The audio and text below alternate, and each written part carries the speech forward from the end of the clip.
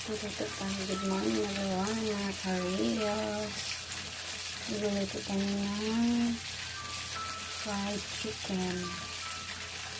Tapos ito, gulay. Papalambok ka ng sahog.